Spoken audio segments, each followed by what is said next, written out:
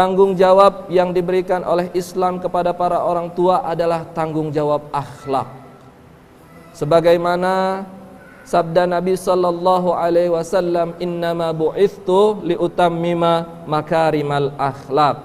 Akhlak, budi pekerti setidaknya bisa didefinisikan pertama, antasila man qata'aka.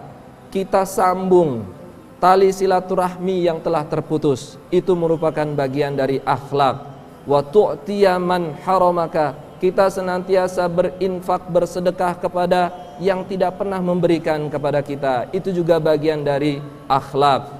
Wa ta'fuwa amman zalamaka, kita maafkan orang-orang yang sudah berbuat zalim kepada kita. Kita maafkan orang-orang yang berbuat salah kepada kita, untuk kemudian kita tunjukkan bahwa itulah akhlak yang Rasulullah sallallahu alaihi wasallam ajarkan kepada kita. Hadirin jamaah rahimakumullah, kemudian Nabi juga sallallahu alaihi wasallam berpesan, ajari anak-anak kita untuk tidak memiliki sifat-sifat dan perbuatan-perbuatan seperti berbohong. Ayatul munafik thalathun. Kenapa? Karena berbohong itu adalah tanda-tanda orang yang munafik. Apa saja tanda-tanda orang munafik? Yang pertama, idza haddatsa kadzdzaba, apabila berbicara ia berdusta. Wa idza wa'ada akhlafa, apabila berjanji ia berdusta. Wa idza tumina khana, apabila ia dipercaya, diberikan amanah, ia berkhianat.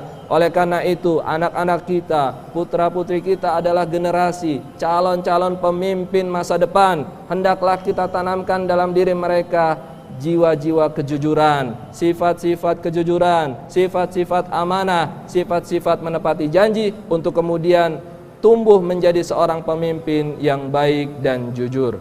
Oleh karena itu, Nabi SAW juga berpesan, jangan sampai kemudian anak-anak kita, putra-putri kita itu menjadi generasi yang suka membuli sesama, yang suka mencaci maki kepada temannya, karena itu sesungguhnya adalah larangan dalam agama kita. Nabi SAW pernah berpesan, sababul muslim fusuqun, kita mencaci maki saudara kita sesama muslim itu adalah fasik.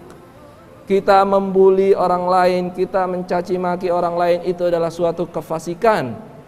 Kita menuding orang lain, pihak lain dengan tudingan sesat, itu juga adalah suatu kefasikan. Wa qitaluhu kufrun, apalagi kita membunuh saudara-saudara kita sesama muslim, maka itu menurut Rasulullah adalah suatu kekafiran. Naudzubillah summa naudzubillah. Kemudian Rasulullah SAW juga berpesan, hendaknya kita ajarkan kepada anak-anak kita, kepada putra-putri kita, untuk senantiasa tidak mengikuti budaya-budaya yang dari luar, budaya-budaya yang buruk, kebiasaan-kebiasaan buruk. Mereka hendaklah kita ajarkan untuk selalu mengikuti para salafus soleh, para sahabat-sahabat, para tabi'in, dan para umat-umat Islam yang baik. Janganlah kemudian kita ajarkan, kita didik, kita biarkan generasi penerus kita itu mengikuti budaya-budaya dari luar. Sebagaimana larangan Rasulullah sallallahu alaihi wasallam, man tashabbaha biqaumin fahuwa minhum. Ancaman Rasulullah, siapa yang fanatik kepada budaya orang lain, kepada budaya non-muslim, maka sesungguhnya ia sudah termasuk bagian dari kaum non-muslim tersebut. Naudzubillah summa naudzubillah. Oleh karena itu, Nabi juga kemudian bersabda, la takunu imma'atan. Kata Nabi, janganlah anak-anak kita, putra-putri kita, generasi penerus kita itu adalah generasi yang tidak memiliki pendirian, mudah terombang-ambing. Ketika ada orang yang berkata salah, ia mengikuti. Ketika ada orang yang berbuat kekeliruan, ia ikuti. Hendaklah kita ajarkan kepada generasi kita, kepada putra-putri kita, bahwa itu salah. Yang hak, yang benar itu benar, yang salah itu salah.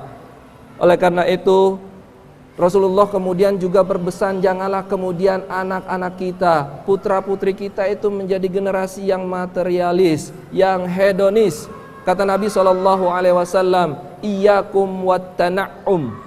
Kalian jangan sampai mendidik anak-anak kalian, kalian jangan sampai mendidik putra-putri kalian dengan pendidikan yang materialistis. Apa-apa semuanya diukur dengan materi, semuanya diukur dengan harta. Janganlah kalian berpatokan dengan harta, karena sesungguhnya ketakwaanlah yang hendak kita ajarkan.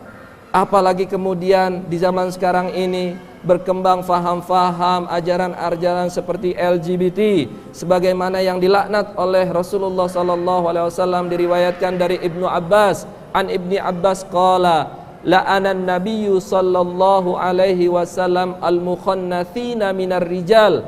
Nabi melaknat orang yang berperilaku perempuan padahal ia adalah laki-laki. Begitu juga sebaliknya, wal mutarajjilati minan nisa, perempuan yang berperilaku seperti laki-laki. Oleh karena itu kata Nabi, akhrijuhum min buyutikum. Apabila kalian temukan kerabat kalian, anak-anak kalian berkelakuan seperti itu, maka kata Nabi, boleh kita keluarkan dari rumah kita. Hadirin jamaah rahimakumullah, yang berikutnya Nabi juga pernah berpesan, hendaklah kita bentengi, kita lindungi anak-anak kita untuk kemudian tidak berpacaran, tidak mengikuti budaya-budaya dari luar, tidak mengikuti budaya-budaya dari non-muslim seperti pacaran. Karena Rasulullah pernah menasehati dan berpesan, la yakhluwanna rajulun bi imra'atin wa syaitanu thalithuhuma. Tidak boleh ada seorang laki-laki itu berdua-duaan dengan seorang perempuan. Kenapa? Karena yang ketiganya adalah syaitan. Na'udzubillah summa na'udzubillah. Yang ketiga, Nabi SAW kemudian berpesan bahwa seorang orang tua itu memiliki tanggung jawab perkembangan fisik. Kita juga tidak hanya memperhatikan perkembangan spiritual saja, tetapi juga kita perhatikan perkembangan fisik anak kita. Kita berikan yang pertama nafkah untuk anak kita. Kata Nabi SAW bercerita, dinarun anfaqtahu fi sabilillah wa dinarun anfaqtahu fi raqabatillah wa dinarun tasaddaqta bihi ala miskin wa dinarun anfaqtahu ala ahlika. Kata Nabi SAW, harta yang kita sedekahkan untuk umat, harta yang kita sedekahkan untuk fakir miskin, harta yang kita sedekahkan untuk keluarga, untuk anak-anak kita, yang paling besar kata Nabi adalah a'zamuha ajran alladhi anfaqtahu ala ahlika. Yang paling besar pahalanya justru kita sedekahkan untuk anak-anak kita.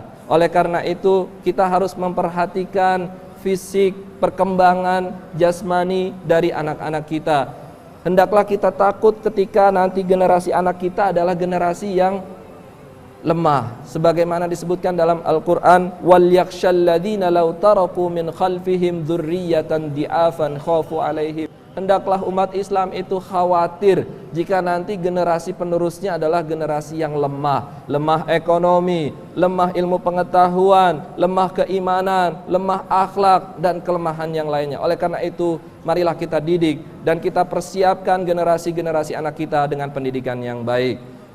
Pola hidup sehat itu selalu kita ajarkan. Bagaimana kemudian Nabi SAW berpesan, ma mala'a adamiyun wi'an syarron min batnin. Kata Nabi SAW, ada satu pola hidup yang tidak baik, yaitu ketika kita meyakini bahwa kesehatan itu adalah dari perut, itu adalah suatu kekeliruan. Kenapa? Karena kata Nabi SAW, thuluthun li ta'amihi, jasmani kita, badan kita itu hendaklah sepertiganya itu untuk makanan, wa thuluthun li syarabihi, sepertiganya untuk minuman, wa thuluthun li nafasihi, dan sepertiganya lagi adalah untuk pernafasan. Oleh karena itu tips kesehatan ini menjadi tips bagi kita semua, bagaimana kemudian kita tidak hanya memperhatikan masalah perut anak-anak kita, generasi kita, tetapi juga kita perhatikan yang namanya pendidikan keimanan.